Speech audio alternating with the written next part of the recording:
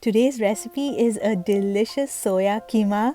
This tastes so good with garam ghee rice or pulka roti. Let's make this together. We are going to start by soaking 2 cups of soya granules in hot water.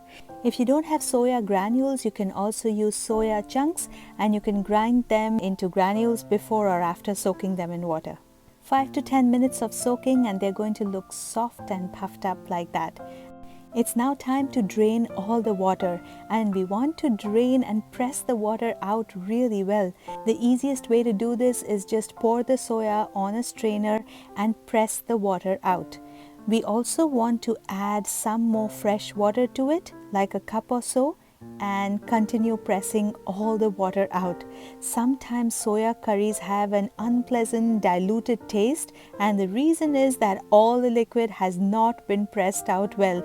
The liquid that's left over has a kind of an unpleasant taste, and we definitely want to throw that away. Okay, let's make the curry now. Set a pot on medium heat and add 3 tablespoons of cooking oil and 1 tablespoon of ghee. Next, we are going to add a 1-inch cinnamon stick and half a teaspoon of cumin seeds.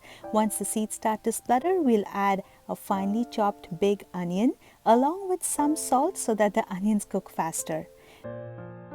Next goes in 2 tablespoons of freshly crushed ginger and garlic. Stir fry the onions and garlic and ginger till the onions look translucent and slightly golden brown.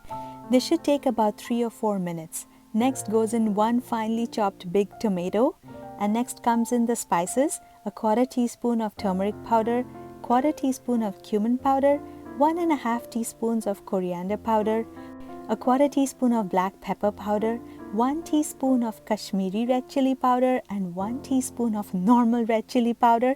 That's it. We are going to mix everything nicely and we are going to cook until the tomatoes turn nice and soft and mushy.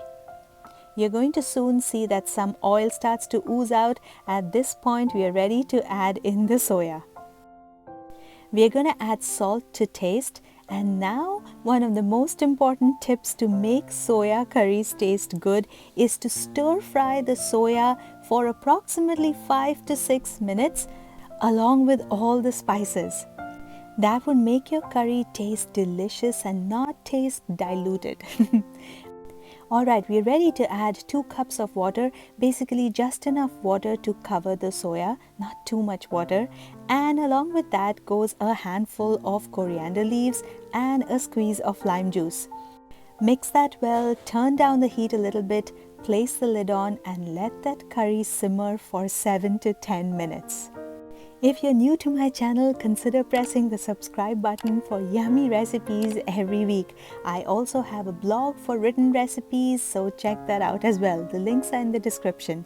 Alright, now let's check for salt. Add some salt to taste if needed.